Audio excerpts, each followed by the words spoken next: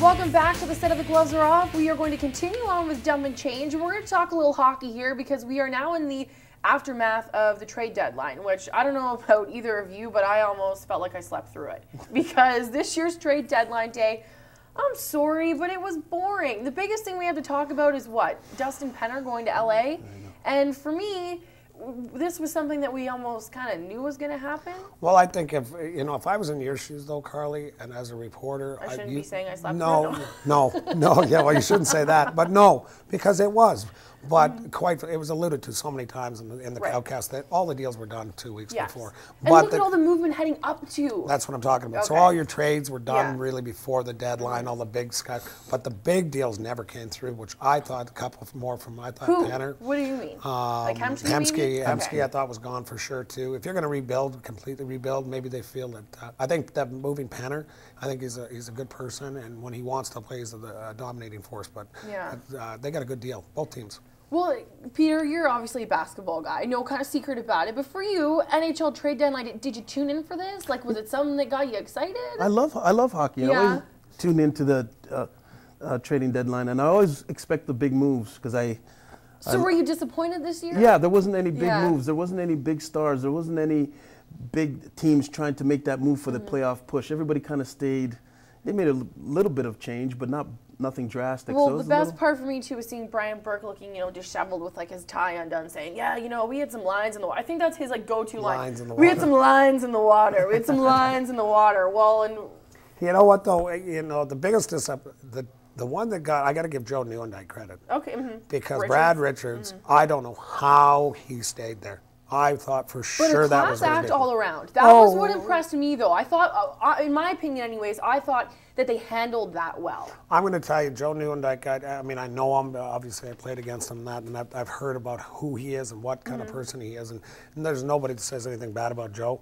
I have a funny feeling Joe and him had this deal settled maybe the day before. Saying, inside you know what? scoop from the Colonel. No, I'm not saying it's inside scoop, but you know what? Did you see how pleasant they were? Yeah. How very pleasant it was. It was like almost too good to be true. It was like arranged. And Brad Richards, I don't think really does want to leave Dallas. I don't think so. Salary cap's had a huge issue. Okay, you say salary cap, which is perfect because we have to move on to the next topic. This is a little bit of an NBA topic here. All the professional leagues have, a different way of doing their playoff scenarios, whatever. My question is, has the NBA become too predictable? Because of all the finalists that I think there's been 10 finalists now since the year 2000, 5 of which have actually won. Has the NBA, you guys are into your sports, has the NBA become too predictable as far as a champion?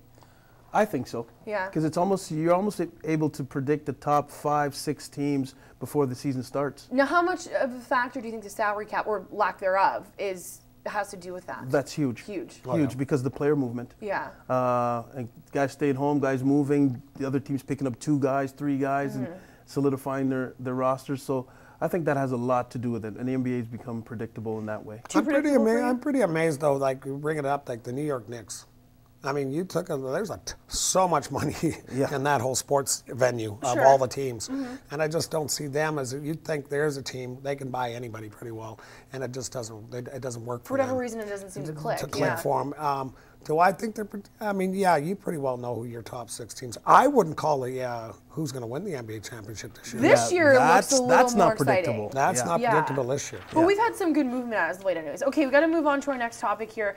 I hope you guys got a chance to read this article. It was an Adam Rank article on NFL.com about the NFL Combine, because that started on Thursday and wrapped up this weekend.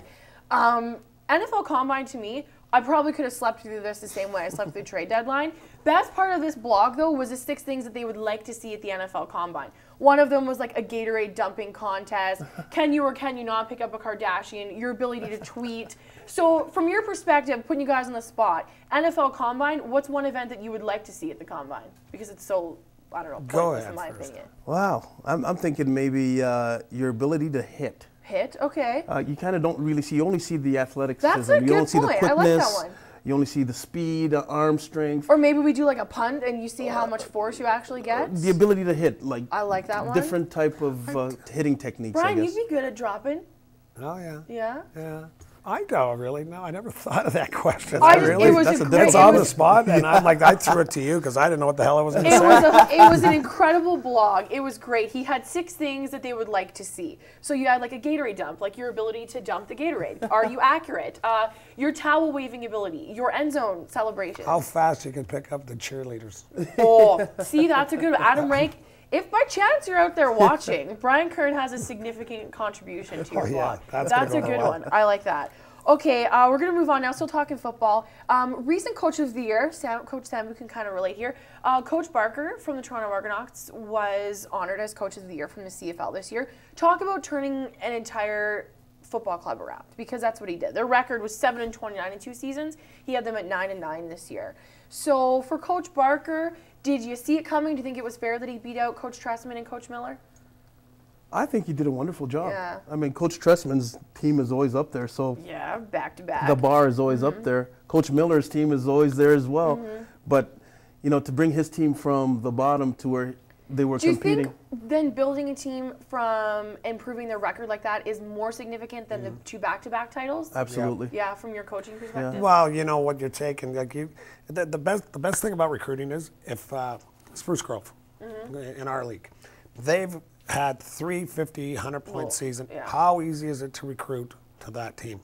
All right, because everyone wants the scholarships that are coming out of there. You want to play for a winner. Right. When you don't have a winning team, and you have to bring them in, you know, it's just tough. I'm out there trying to do it, and they all want to go to Fort McMurray. Or this.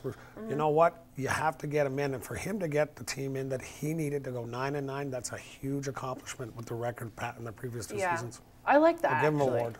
Yeah. I'm glad he got it. I'm glad he got it. He deserved it.